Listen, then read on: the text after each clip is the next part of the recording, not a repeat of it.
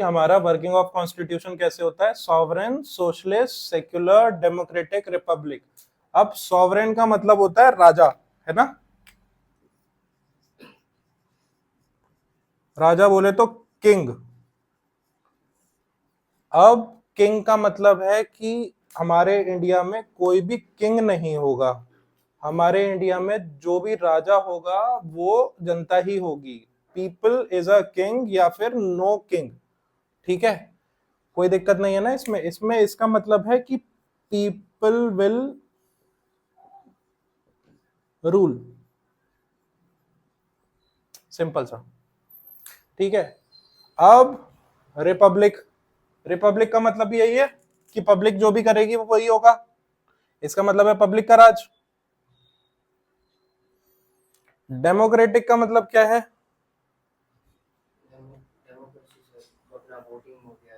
Voting हो गया। तो मतलब ये जो पब्लिक है ये चुन के कोई अपना रिप्रेजेंटेटिव लाएगी या फिर ये पब्लिक ही आएगी और ये रूल करेगी कंट्री को, ठीक है। उसके बाद है भाई सेक्युलर। सेक्युलर का मतलब है हर धर्म जाति सब बराबर है, every race, every caste, everyone is equal, ठीक है। सोशलिस्ट का मतलब क्या होता है या क्या हो सकता है, सोशल भाईचारा, है ना। क्या मतलब कि सोशलिस्ट का मतलब हो सकता है कि अपन जितने भी लोग हैं वो भाईचारे से रहेंगे, भाईचारा, मिल बांट के एक दूसरे को बढ़ाएंगे और भाईचारे से रहेंगे। अब ये पांचों चीजें आई क्यों, पहले था ब्रिटिश रूल, ठीक है। ब्रिटिश रूल में सबसे ज्यादा प्रॉब्लम हमने इसी वाली चीजों में देखी है। ब्रिटिश रूल में क्या था, हमारे पास राजा था वो इंग्लैंड का था, ठीक है। अब भी इंग्लैंड में राजा होता है, राजा के हाथ में मेन पावर कुछ ज्यादा नहीं होती पर राजा एक बोलने के लिए वहां पर है। ऐसे ही ब्रिटिश रूल में राजा वहां का यहाँ की सारी गवर्नेंस को अफेक्ट करता था, ठीक है। इसलिए जब हमारा कॉन्स्टिट्यूशन आया तो हमने राजा का कॉन्सेप्ट ही खत्म कर दिया, ठीक है। उसके बाद सेकंड चीज है भाईचारा था ही नहीं।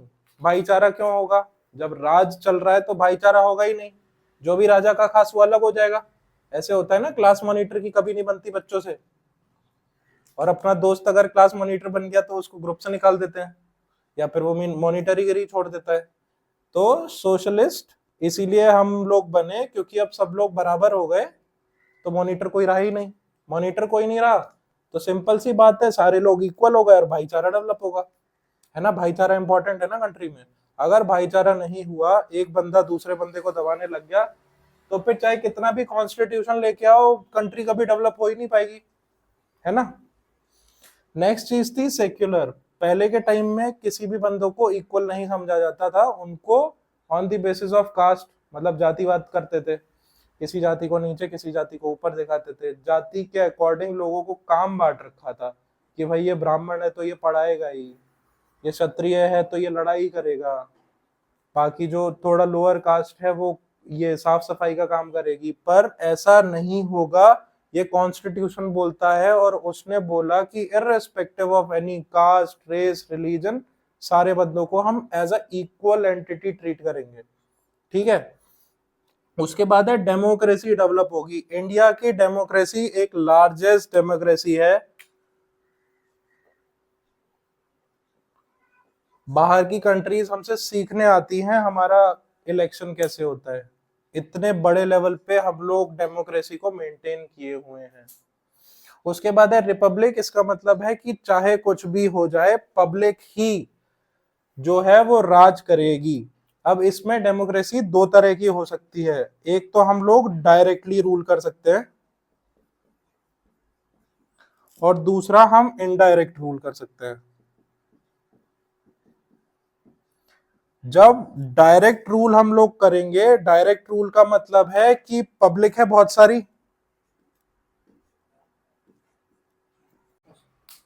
अब देखो डायरेक्ट रूल में क्या हो सकता है कि मेरे पास इतनी जनता थी, इतनी जनता को मैंने ले लिया,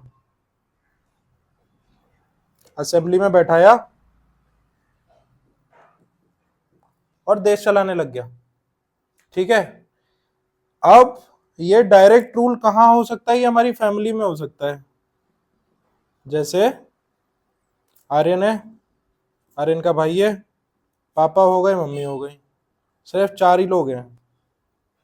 चारों लोग रूम में बैठे, कोई भी एक डिसीजन लेना था, डिसीजन ले लिया। ठीक है, बट ये भाई इनडायरेक्ट रूल में क्या होगा? ये शर्मा एकेडमी के सारे बच्चे हैं, बहुत सारे बच्चे हैं। मैंने सबसे बोला कि भाई यहाँ पे तुम लोग टाइम डिसाइड करके बोलो, कल अपन खेलने चलेंगे। ठीक है, अब किसी ने बोला कि सर मैं 7 बजे आऊंगा, किसी ने बोला सर मैं 9 बजे आऊंगा, किसी ने बोला कल मैं आऊंगा ही नहीं। ऐसे करके बहुत सारा टाइम लगा और मैंने बोला जो तुम लोग टाइम डिसाइड कर रहे हो वो मेरा टाइम डिसाइड हो ही नहीं रहा, मैं नहीं हूं अवेलेबल उस टाइम पे। ठीक है, तो इसमें बहुत सारे लोगों का बहुत सारी चीजें आ गई, तो कोई भी डिसीजन मेकिंग नहीं हो पाई ना, प्लस टाइम बहुत ज्यादा लगा। तो मैंने क्या किया, मैंने बोला कि भाई 10th क्लास के जितने भी बच्चे हैं उसमें आर्यन, छोटे बच्चों में संबोधि, ये दोनों, और 12th वाले बच्चों में अनन्या, ये तीनों लोग स्वराज को बताएंगे अपनी फेवरेबल टाइमिंग, और फिर स्वराज मेरे साथ बैठेगा और एक टाइम डिसाइड करेगा।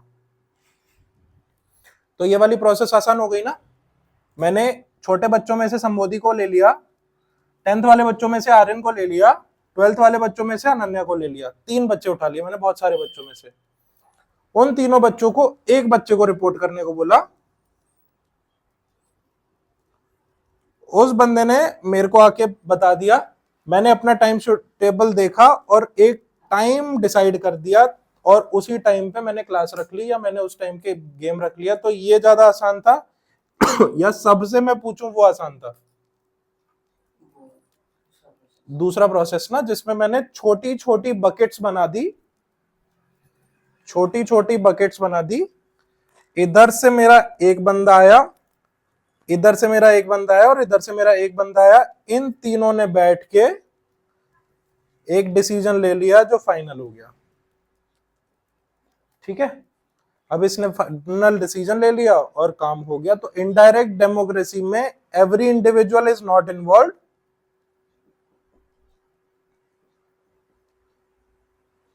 इज नॉट इन्वॉल्व डायरेक्टली,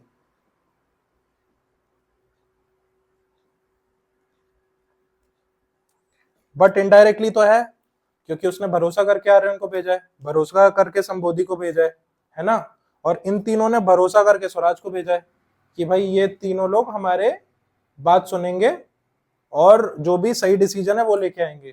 तो डायरेक्ट रूल में क्या होता है कि सारी पब्लिक आ जाती है और directly make a decision, but in indirect rule they send their representative who takes a decision.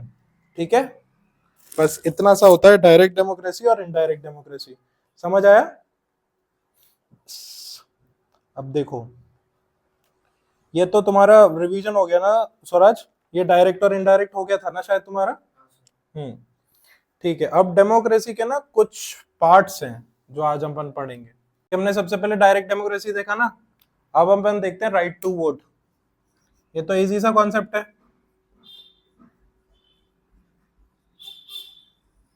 Right to vote, right to vote का मतलब है कि सारे बंदों को वोट देने का अधिकार है।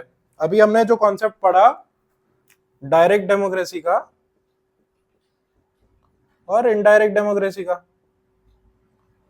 इनडायरेक्ट डेमोक्रेसी में जितने भी रिप्रेजेंटेटिव आ रहे हैं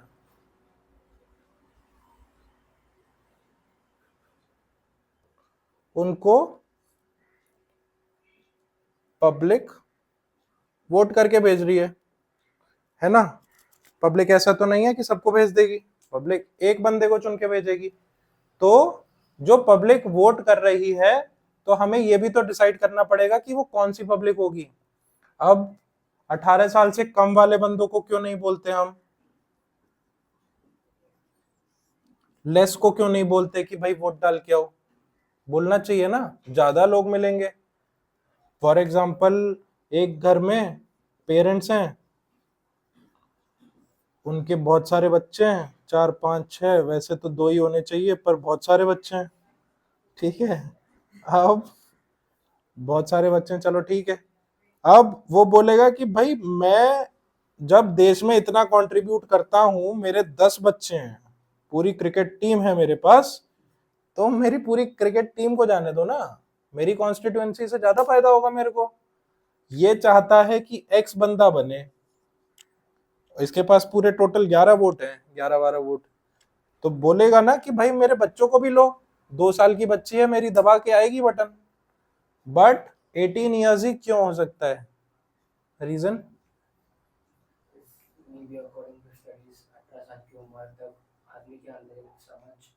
वेरी नाइस। एक मैच्योरिटी आ सकती है उसमें, तब तक मैच्योरिटी की डेफिनेशन बहुत अच्छी है साइकोलॉजी में। साइकोलॉजी बोलती है maturity is action depending upon age. जितना एज है उस हिसाब से बंदा अगर एक्शन कर रहा है तो he is termed as mature, ठीक है। तो 18 साल तक वो बंदा मैच्योर हो जाता है और अपने डिसीजन खुद ले सकता है। बट अगर 12 साल का कोई बच्चा है, उससे मम्मी ने कहा टॉफी दिलवाऊंगी, दे दे बीजेपी को वोट, उसको टॉफी पसंद है, उसे वोट से क्या मतलब है? या पापा ने कहा मेला घुमा के लेके जाऊंगा, कांग्रेस को दे दे वोट, तो भाई वो उसको मेले से मतलब है, उसे क्या मतलब कांग्रेस बीजेपी, उसकी लाइफ अफेक्ट हो ही नहीं रही है उससे। 18 साल के बाद वाले बंदे की लाइफ अफेक्ट हो रही है, क्योंकि वही डिपेंड करेगा कि भाई उसको कॉलेज कौन सा मिल रहा है, उसे रीइंबर्समेंट मिलता है कि नहीं, उसकी फीस कम है कि नहीं, है ना। उसके डिसीजन इंपॉर्टेंट होंगे क्योंकि उसकी लाइफ अफेक्ट हो रही होगी और उसमें उतनी समझ होगी कि भाई वो डिसीजन ले सकता है। पहले ये 21 ईयर्स थी, बट बाद में फील किया कि भाई 18 साल वाला बंदा मैच्योर हो जाता है और उसको डिसीजन मेकिंग प्रोसेस में लाना चाहिए। जैसे हमारे पापा का बड़ा पर्टिकुलर था कि भाई अब 18 साल के तुम लोग हो गए हो, तुम्हारी जिंदगी तुम्हारे डिसीजन, छोड़ दिया है उन्होंने। और होना भी ये चाहिए कि भाई तेरे को जो इंजीनियरिंग करनी है तू कर, इसके जितने भी रिperकशन होंगे वो तेरे को ही झेलने हैं, तेरी जिंदगी है, तू देख। पहले उन्होंने बता दिया कि भाई बीटेक तू कर सकता है, नहीं करना है फौज में तू जा सकता है, वो भी नहीं करना है तो तू देख अपना। जैसे वो मेरे से अब बोलते हैं, मैं मजे मजे में कह देता हूँ कि मेरी साइकोलॉजी की फीस भरो, माँ बाप की जिम्मेदारियों से कैसे आप भाग सकते हो? है फीस 8 10 हजार रुपए, एमबीए की फीस भी मैं ही दे रहा था अपने टाइम पे, पर ऐसे मैं मजे ले लेता हूँ। बोलते हैं मैं नहीं दे रहा अब। जिस डिग्री को कराता हूँ उसमें नौकरी नहीं करता तू। तो वो वाली बात भी है। तो क्या होता है कि माँ बाप के डिसीजन इस एज पे अफेक्ट कर सकते हैं, बट 18 साल के बाद इट इज आइडियल दैट बच्चे को उसके डिसीजन खुद लेने दिए जाएं, है ना, क्योंकि आगे की जिंदगी बच्चे को ही लेनी है। पर 18 साल से पहले वाले में माँ बाप की मान लेनी चाहिए, माँ बाप को थोड़ा ज्यादा एक्सपीरियंस होता है। नेक्स्ट है भाई राइट टू वोट, समझ आया? राइट टू वोट के बाद है डिसेंट्रलाइजेशन ऑफ पावर। देख रहे हो वो स्वराज, ये लिंक हो रहा है सारी चीजें।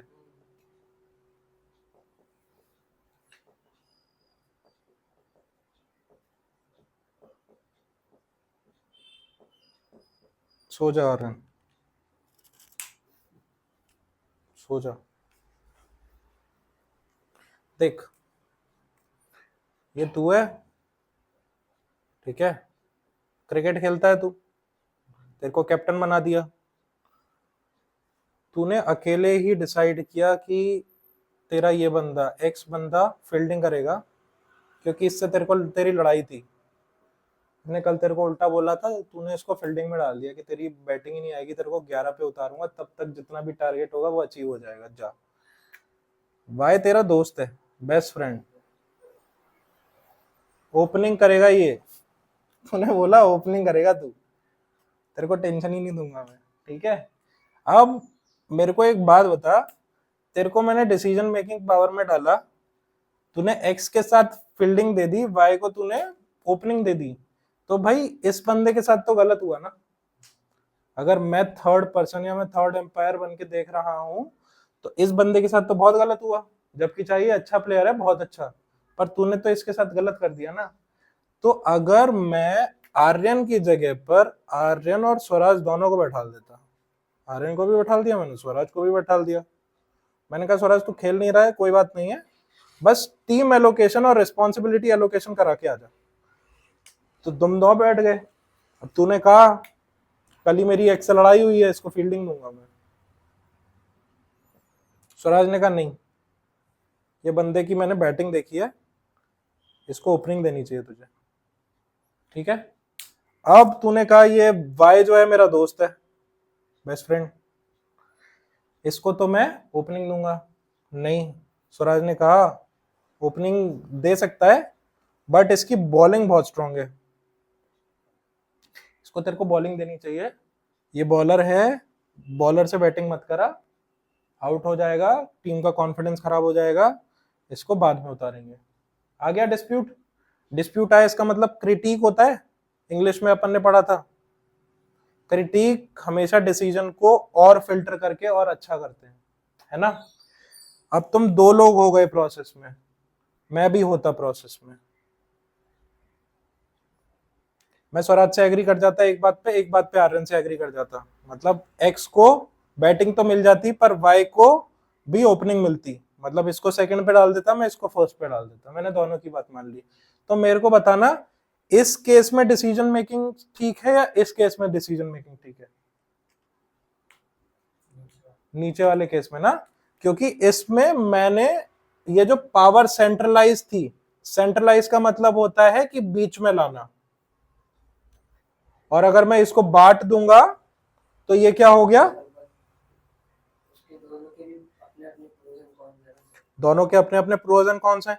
सेंट्रलाइज पावर अमेरिका के पास है, सेंट्रलाइज पावर में सबसे एक अच्छी बात होती है कि भाई डिसीजन मेकिंग बहुत फास्ट हो जाती है,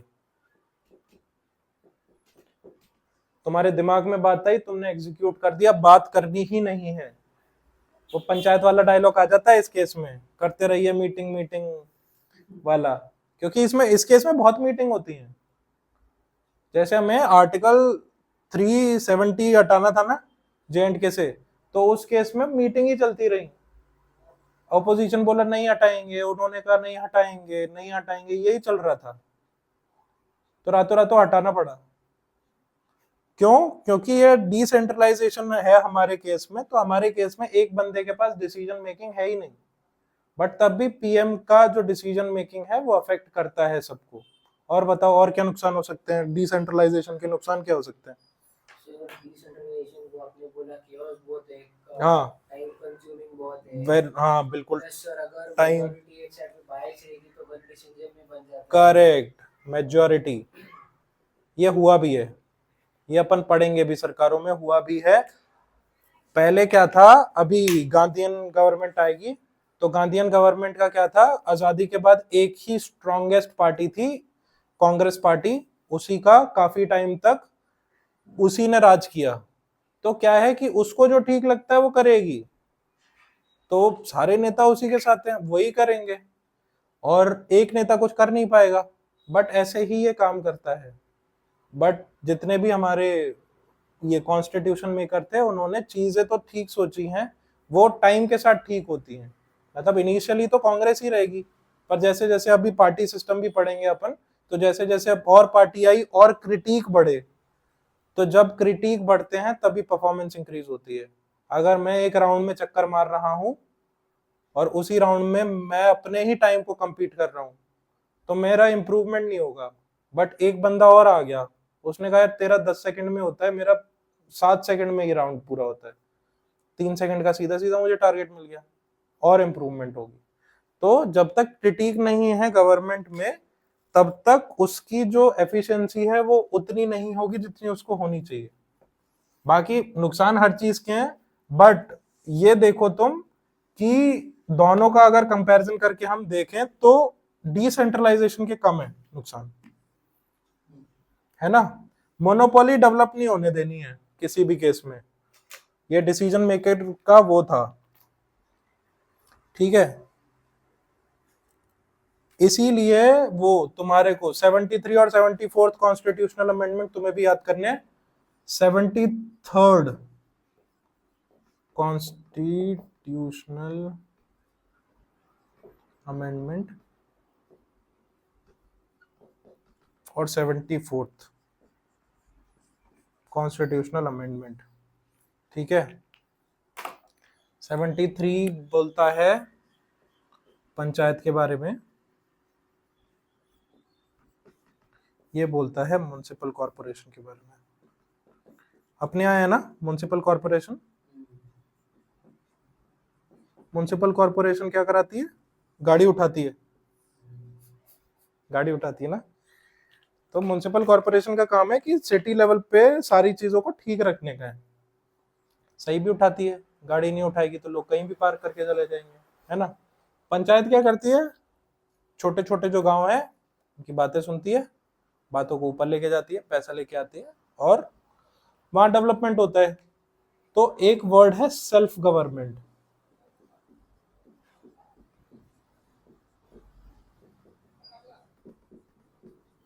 सेल्फ गवर्नमेंट का मतलब है कि भाई इतने छोटे लेवल पे भी बंदों के हाथ में पावर दे दो, गांव का मुखिया बना दो, पंचायत का हेड बना दो, तो इसी को मैंने पावर दे दी, इसको पता है गांव की समस्या क्या है, ठीक कर देगा।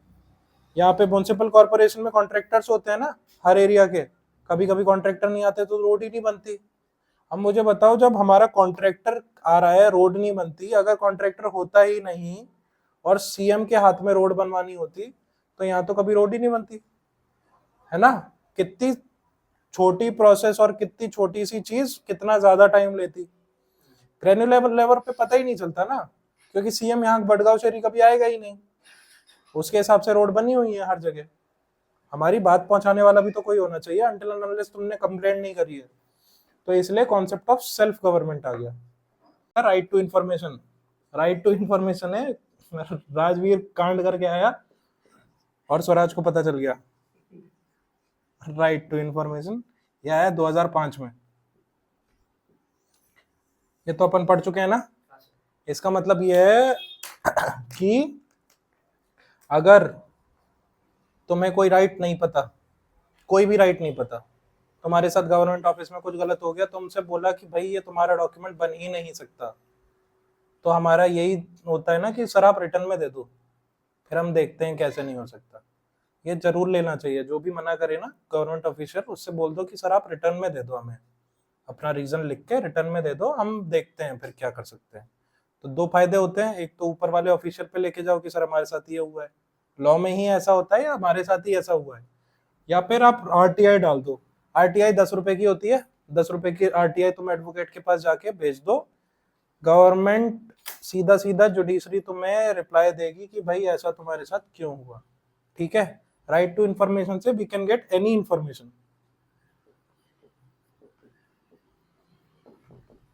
क्योंकि छोटी सी चीज तुम्हारे साथ हुई है उसके लिए तुम केस थोड़ी लड़ लोगे, केस लड़ने में तो बहुत पैसा जाता है ना, तो तुम सीधा सीधा आरटीआई डाल दो, ठीक है। आरटीआई सिंपल सी चीज है, राइट टू इंफॉर्मेशन 2005 में आई थी, बस 2005 याद रखने का, ठीक है। अब नेक्स्ट चीज है भाई policy of reservation of seats, policy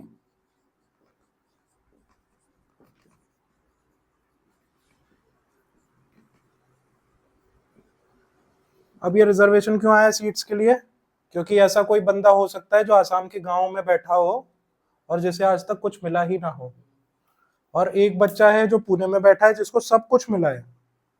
अब पुणे में बच्चा बैठा है तो लिविंग स्टैंडर्ड उसको पता है यहाँ के कि भाई खाने में 100 रुपए लगता ही है।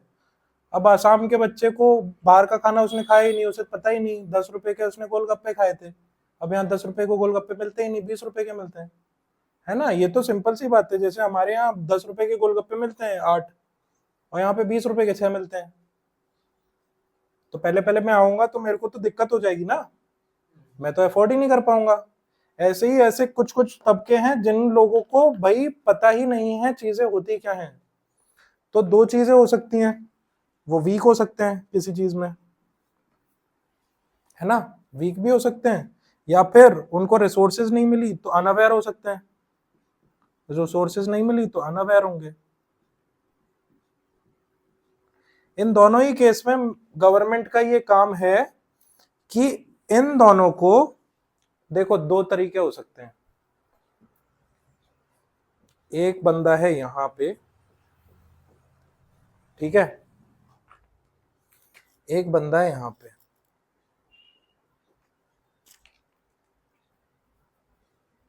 ये BMW ये है, ठीक है, 310, और ये बंदा है भाई प्लाटिना बेसिक बाइक, 90 सीसी है ना ये, शायद 90 ही है, शायद 90 सीसी। इन दोनों को कोई कंपैरिजन है, भगाना है अगर रेस करनी है तो? नहीं है, नहीं है ना। अब मेरे को एक ऐसी रेस करनी है जहां पे ये दोनों बराबर हो जाएं। अब मैं इससे 310 सीसी को वापस ले सकता हूं क्या? नहीं ले सकता। मैं इससे 30 सीसी कार्ड थोड़ी दूंगा, या तो मैं इसमें टर्बो चार्जर लगा दूं। टर्बो चार्जर कुछ नहीं होता है, एक छोटा सा सिस्टम होता है जिससे इंजन में ऑक्सीजन भर जाती है, इंजन में ऑक्सीजन भर जाती है तो तेज भागने लग जाता है। टर्बो चार्जर लगा दिया मैंने, प्लाटिना में टर्बो चार्जर मार दिया। अब यहां आ गया डिफरेंस, तब भी एक डिफरेंस बचा है, ठीक है। इंजन में जितनी भी चीजें हो सकती थी वो मैंने कर दी। अब और मैं क्या कर सकता हूं, जो रेसिंग ट्रैक है ना उसको प्लाटिना के टायर जैसा बना दूं, उसको दूं ही नहीं। या फिर मेरे पास अगर कोई रिसोर्सेज हैं, जैसे मेरे पास 50-50 कोई रिसोर्सेज है, या मेरे पास पूरी 100% रिसोर्सेज थी, मैंने इस बंदे को कुछ रिसोर्सेज दे दी, रिसोर्सेज मतलब इसको कुछ स्किल्स सिखा दी या कुछ भी कर दिया, मैंने इसको थोड़ा सा और अपलिफ्ट कर दिया इस बंदे के हिस्से की, मतलब टोटल में इस बंदे का हिस्सा नहीं, अगर मेरे पास कोई भी चीज टोटल है उसमें से मैंने बोल दिया कि भाई तू ही यूज करेगा इसको, तुम लोग नहीं यूज करोगे, ठीक है। तो क्या किया, ये देख रहे हो डिफरेंस में कम करता चला गया। या तो मैं इसको नीचे कर देता, इसको नीचे करता तो कंट्री की प्रोग्रेस रुकती ही ना। कोई बंदा अगर अच्छे स्टैंडर्ड पे है और मैं उसे नीचे कर रहा हूं बाकी लोगों को ऊपर लाने के लिए, तो ये तो इन लोगों के लिए गलत है ना, और नेशन के लिए भी गलत है। तो मुझे कुछ भी करके इन लोगों को ऊपर लाने का है। ऐसे ही अगर मेरे पास 100 मेडिकल की सीट थी, मैं 100 डॉक्टर बना सकता था। तो मुझे पता था कि ये जो बंदे हैं इनको अच्छी एजुकेशन मिली है, अच्छी कोचिंग मिली है, ये 100 की 100 सीट निकाल देंगे भाई, है ना। इन वाले बच्चों के लिए कुछ बचेगा ही नहीं। तो मैंने कहा मैं कुछ नहीं करूंगा, मैं ये जो 50% सीट है ये इन्हें दे दूंगा। 50 सीट्स मैंने इन्हें दे दी। मतलब भाई तुम कितनी भी परसेंटेज लाओ, तुम में जो टॉप करेगा वो 50 सीट्स को लेगा। इन बंदों के लिए 100 में से सिर्फ 50 सीट ही छोड़ी। यह है जनरल कैटेगरी, यह है रिजर्व्ड कैटेगरी। अब भी हर जगह ऐसा ही है कि जनरल कैटेगरी के पास सिर्फ 50% सीट ही होती हैं। अदर कैटेगरीज के पास 50% सीट होती है कि आप आपस में ही कंपीट करो, और आप में से जो भी वेल डिजर्व्ड होगा वो इन 50 सीट्स को कवर कर लेगा, ठीक है।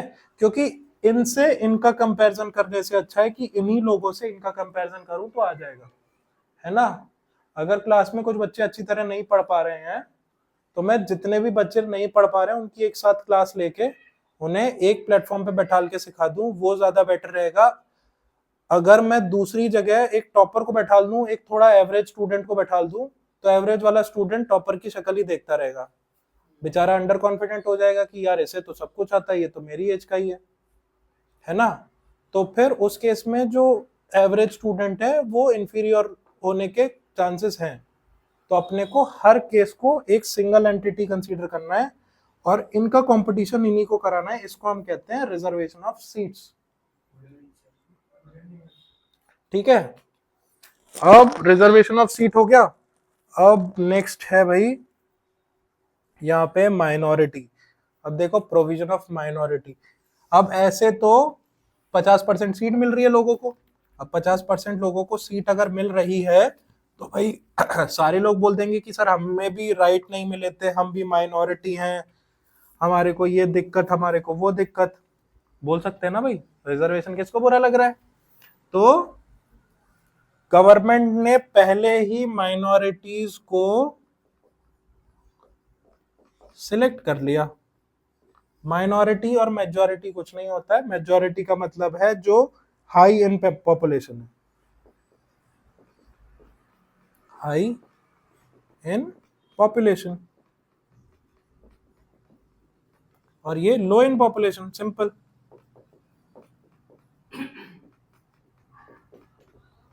ठीक है, तो गवर्नमेंट ने on the basis of census,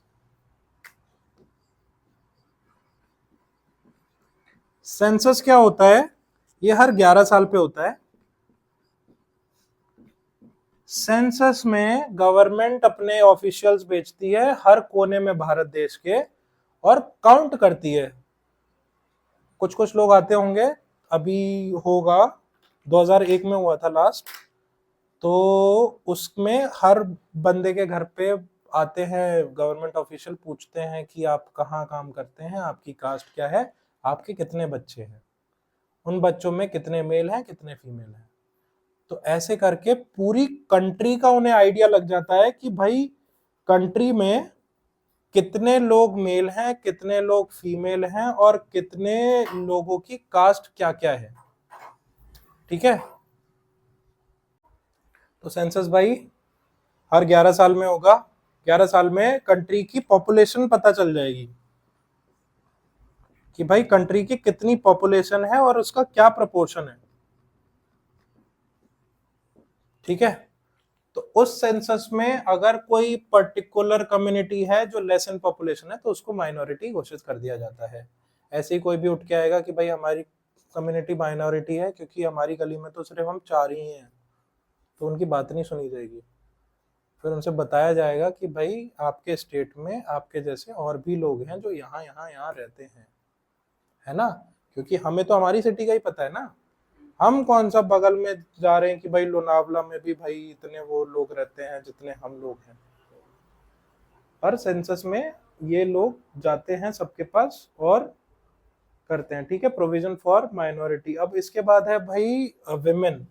women को जब ब्रिटिश रूल था तो अभी देख रहे हो कॉन्स्टिट्यूशन के लॉ मेकर्स सारी जितनी भी दिक्कतें चली आ रही है ना ब्रिटिश टाइम से, उनको दूर करते जा रहे हैं, है ना, एक एक करके। अब एक दिक्कत और थी कि भाई जितनी भी विमेन थी ना, उन लोगों को जितने उनको राइट मिलने चाहिए थे उनको उतने राइट मिले नहीं। उनको हमेशा ये समझा गया कि भाई आप तो घर संभालते हो, आप घर संभालो और बाकी सारी चीजें बंदों पे रहने दो। बट ऐसा तो है नहीं, बहुत अच्छी अच्छी विमेन लीडर सामने आई थी। तो कुछ लॉज आए, लॉज रिलेटेड टू विमेन।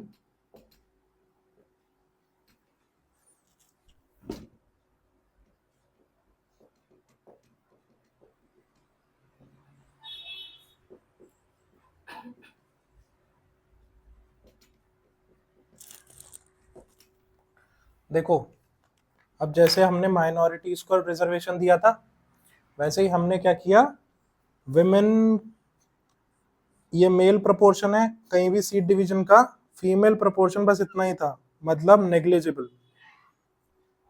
तो हमने क्या किया, रिजर्वेशन दे दिया इन्हें। हमने कहा कि एक सेट परसेंटेज एक्स परसेंटेज सिर्फ आपको ही 20 सीट जाएंगी, मतलब अगर विमेन नहीं होगी उस केस में इन लोगों को दी जाएगी बट अगर विमेन है, एक विमेन ही खड़ी हुई है और 10 सीट है और 1% रिजर्वेशन दिया है उन लोगों को, 10% रिजर्वेशन दिया है, तो एक सीट विमेन को ही मिलेगी। अगर एक ही खड़ी है तो एक ही जीत जाएगी, पर विमेन को मिलेगी। तो उससे क्या हुआ कि विमेन आगे आने लगी, पर ऐसा भी होने लगा कि विमेन आगे आई, उन्होंने इलेक्शन जीता और उनके जो हस्बैंड हैं वो पूरी सरकार चला रहे हैं। ऐसा भी होता है, पर at a government point of view government यही कर सकती है बेस्ट, है ना। अब गवर्नमेंट घर जाके थोड़ी बोलेगी कि नहीं आप जीती थी, आप डिसीजन मेकिंग क्यों इन्फ्लुएंस कर रहे हैं, ऐसे तो नहीं कर सकती ना गवर्नमेंट। गवर्नमेंट का काम है प्रॉपर उन लोगों को चीजें प्रोवाइड कराना। अब देखो यार, एक चीज और थी, कुछ कुछ बहुत खराब चीजें हैं कंट्री की, उनमें से एक है डाउरी। डाउरी का मतलब होता है दहेज।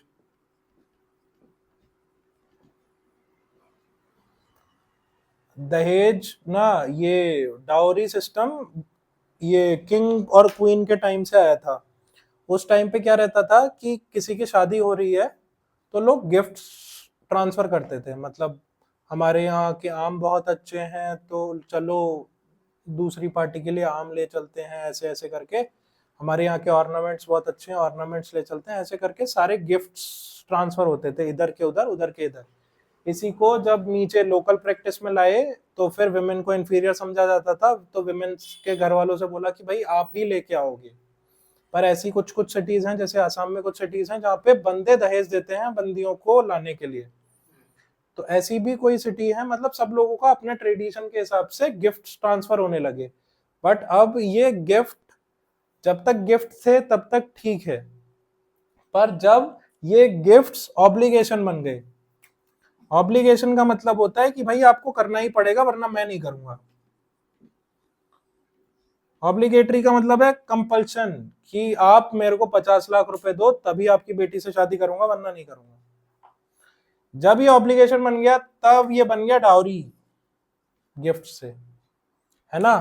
कोई बंदा अफोर्ड नहीं कर पा रहा पर वो कर्जा लेके बेटी की शादी कराने के लिए दहेज दे रहा है, या फिर उसको अच्छे लड़के नहीं मिल रहे क्योंकि वो दहेज नहीं दे पा रहा है, तो डाउरी प्रोहिबिशन एक्ट आया। प्रोहिबिशन का इंग्लिश में मतलब होता है ना किसी चीज को बंद करना। प्रोहिबिट का मतलब होता है किसी भी चीज को बंद करने का। किसी भी चीज को बंद कर दो तो डाउरी प्रोहिबिशन एक्ट आया है। इसके लॉ के अकॉर्डिंग अगर कोई भी दहेज लेता मिले, पुलिस कंप्लेंट कर दो, फिर पुलिस बताएगी कि डाउरी कैसे लेते हैं, ठीक है। तो डाउरी प्रोहिबिशन एक्ट आया जिससे जो विमेन है वो और भाई इंडिपेंडेंट हुई, ठीक है, और उनके प्रति जितने भी चीजें चल रही थी इल प्रैक्टिसेस वो कम हुई। अब एक चीज और है, सेक्सुअल हरासमेंट।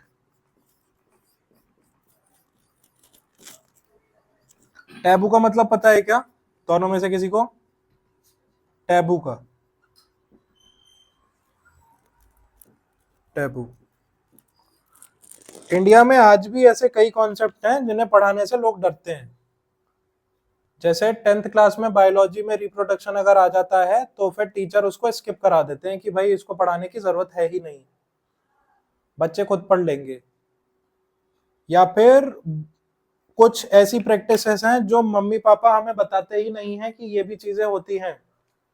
जैसे कुछ कुछ घरों में ये प्रॉपरली सिखाया जाता है कि आपको लड़कियों के साथ कैसे बिहेव करना है, कैसे बैठना है, आपको अगर बाहर जाना है तो इतने आपके एटिकेट्स होंगे, आपको किसी को भी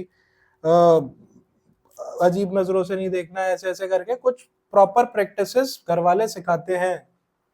बैड टच गुड टच के बारे में सिखाते हैं कि अगर आपको ऐसा कोई टच दे रहा है तो it is considered as a good touch, it is considered as a bad touch. तो कुछ ऐसे टॉपिक्स होते हैं जिनके बारे में लोग हेजिटेट करते हैं बात करने के लिए, हेजिटेट टू टॉक। उन टॉपिक्स को हम कहते हैं टैबू, ठीक है।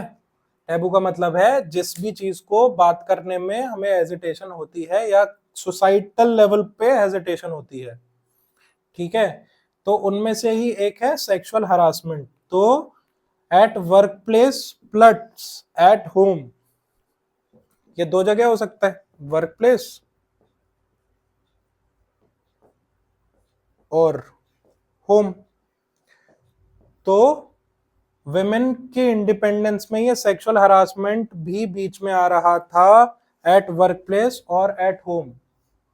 This is considered to be from relatives, parents or any person who is considered as a personal relation of that women or men।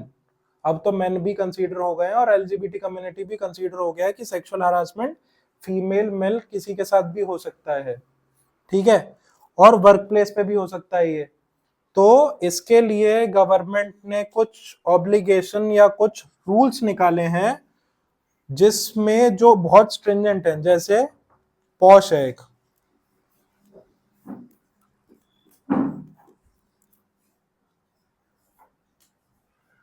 आ जाओ,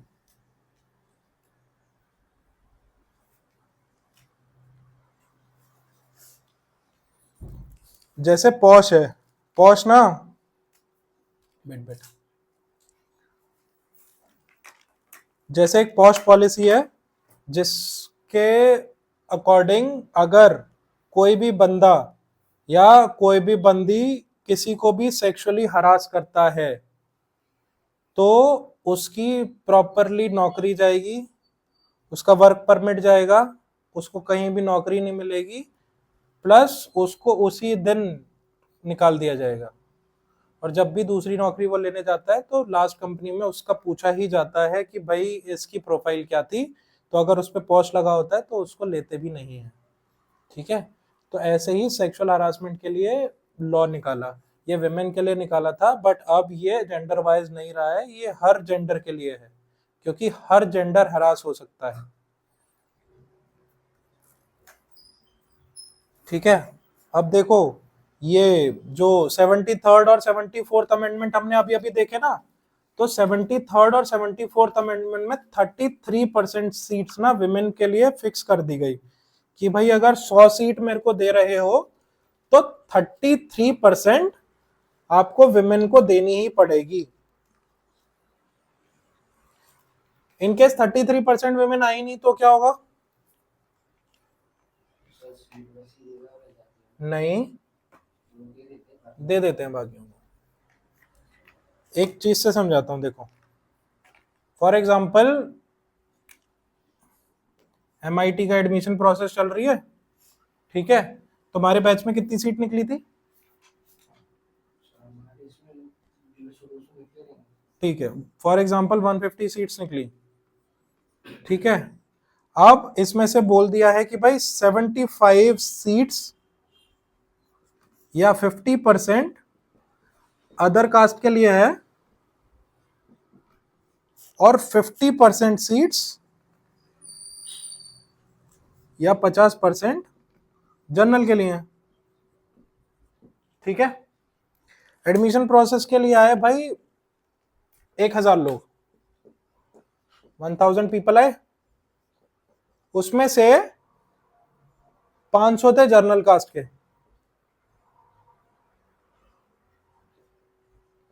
ठीक है। 500 जनरल कास्ट के थे तो 575 के लिए फाइट करेंगे, बचे 500 रिजर्व के लिए थे तो 500 रिजर्व के लिए फाइट करेंगे।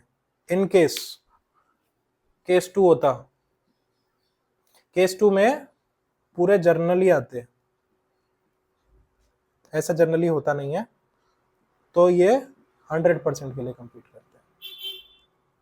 जैसे तुम कभी कॉलेज में देखना तो NRI की भी सीट होती है 2 फिक्स, NRI आता नहीं है तो कॉलेज अपना नुकसान थोड़ी करेगा 2 सीट्स का, क्योंकि कॉलेज के पास तो है ना इंफ्रास्ट्रक्चर 2 बच्चे बैठाने का, तो वो 2 बच्चे जर्नल के ले लेगा या फिर वो 2 बच्चे मैनेजमेंट सीट के ले लेगा, क्योंकि मैनेजमेंट सीट पे उसे ज्यादा पैसा मिलेगा, है ना।